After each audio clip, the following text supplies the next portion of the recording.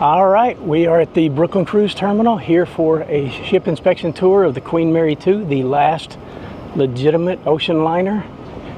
And my partner in crime here, Suma. Say hi, Suma. Hey.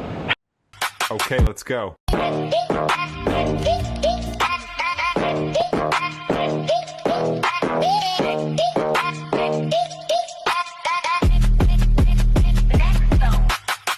And a little bit of a surprise here. It didn't work out the way we had initially thought, but fortunately we met a really nice guy that let us park in the employee parking since we're only here for a few hours. And you can catch a ferry from all over New York City and northern New Jersey to come to the ship. Before we head aboard, let's put this ship into perspective. This is Cunard's Queen Mary II, more than 1,100 feet long, carrying about 2,600 guests and a crew of around 1,250. But those numbers aren't what really makes her special. Queen Mary II isn't simply another cruise ship. She is the world's last true ocean liner still in regular passenger service. And there's a difference. Ocean liners were designed specifically to cross oceans, including the notoriously rough North Atlantic. So Queen Mary II has a stronger hull, a deeper draft, greater power, and a very different design philosophy from today's typical cruise ships. She was built for the sea first, and everything else came second. And once we stepped aboard, we discovered that she's just as remarkable on the inside. One of the really cool parts of being travel advisors is getting opportunities like this. This wasn't a cruise. Cunard invited us aboard for a professional ship inspection, which meant we got to enter through the crew area and see a little bit of the behind-the-scenes world that most passengers never see. But once we stepped into the public areas of Queen Mary II, two things immediately stood out: history and elegance. Queen Mary II feels different from most modern cruise ships almost immediately. Even the promenade deck is real teak, a connection to the great ocean liners of the past. Cunard has been crossing the Atlantic since 1840, and throughout the ship you'll find photographs, artwork, and reminders of that incredible history. Queen Mary II isn't pretending to be a classic ocean liner. She is their modern descendant. The elegance of this ship really comes to life in the grand lobby, with sweeping staircases, artwork, and beautiful finishes. From there, the grand corridor connects several of the ship's signature spaces, including Britannia Restaurant and the Queen's Room. Even walking from one venue to another feels like part of the Queen Mary II's experience. This is the Queen's Room, Queen Mary II's magnificent ballroom. It's home to traditional afternoon tea, live music, dancing on the largest dance floor at sea, by the way, and Cunard's gala evening events. A proper ballroom and dance floor at sea. It doesn't get much more Cunard than this. And next is my personal favorite part of Queen Mary II, the library. With thousands of books, comfortable reading spaces, and incredible forward-facing ocean views, it's an amazing place to spend a sea day.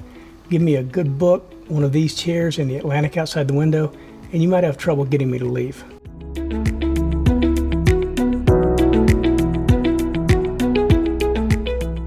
And this next spot is something you won't be able to see after the Queen Mary II's refit in 2027. The bookstore is going to be converted into a suite.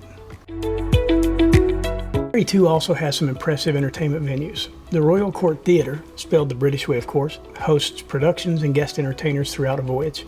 Then there's Illuminations, used for films, lectures, and presentations, and even planetarium experiences. This is also where Cunard leadership gave us the formal presentation during our inspection tour. And Queen Mary II isn't all ballrooms and afternoon tea. This is G32, the ship's nightclub, located right beside the Queen's Room. You can literally go from ballroom dancing to a nightclub in a matter of seconds. And even the name is historic. G32 comes from Queen Mary II's original shipyard designation.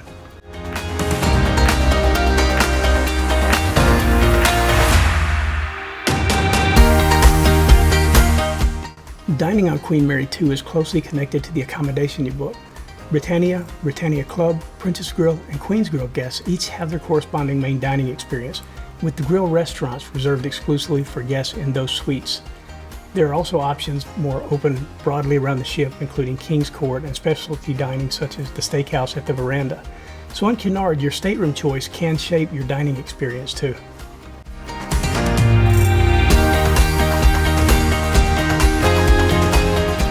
Britannia is only part of the dining story though on the Queen Mary II. Your main restaurant in Cunard is connected to the accommodation category you book. Britannia guests dine in Britannia restaurant, while Britannia Club guests have their own dedicated restaurant. Guests staying in Princess Grill suites dine in the exclusive Princess Grill restaurant, while Queen's Grill guests dine in the even more exclusive Queen's Grill restaurant. Those grill restaurants aren't simply specialty restaurants anyone can reserve. Access comes with booking those accommodations. For everyone else, there are additional options around the ship, including the casual King's Court buffet and specialty dining such as steakhouse at the veranda for an additional charge. So choosing your stateroom on Cunard can actually change much more than where you sleep. It can change your dining experience as well. And speaking of where you sleep, we actually toured accommodations across Queen Mary II, from the more traditional Britannia staterooms all the way up through Princess Grill and Queen's Grill suites. But I'm deliberately not spending almost half this video showing you beds and bathrooms. We wanted to concentrate on the ship itself and the spaces that most guests can experience. That said, we do have to show you this. This is one of Queen Mary II's spectacular Queen's Grill Grand Duplex suites. Yeah, duplex. There's 2 levels here. Queen's Grill represents the top tier of the Cunard experience, with significantly larger accommodations, exclusive dining, and additional amenities and services. It's absolutely spectacular. But Queen Mary II doesn't require a suite to feel special, and that's one of the things we liked about her.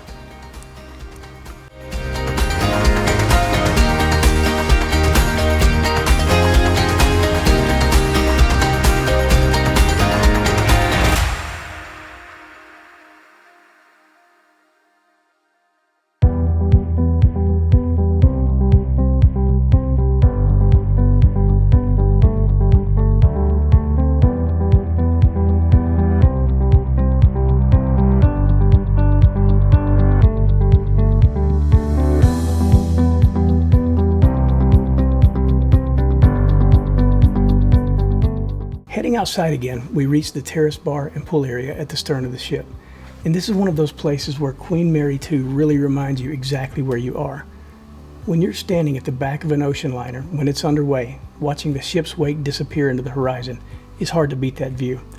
And if the North Atlantic weather isn't cooperating, Queen Mary II has the pavilion pool providing a more protected swimming environment.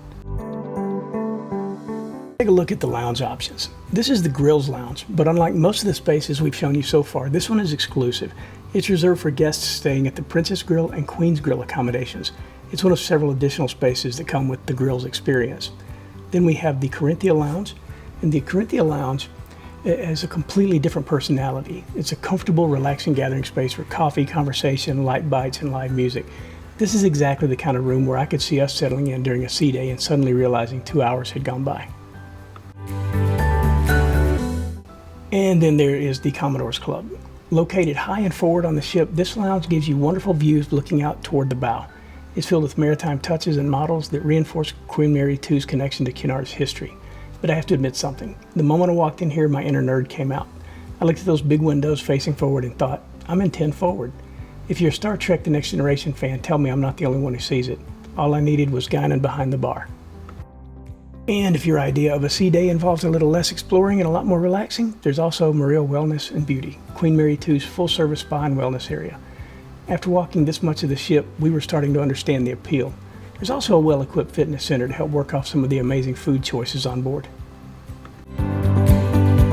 So what did we think of Queen Mary II? This ship isn't going to be for everybody, and honestly, that's one of her greatest strengths. She's not trying to be a floating amusement park. She's an ocean liner. Elegant, historic, traditional, and wonderfully different from so many modern cruise ships.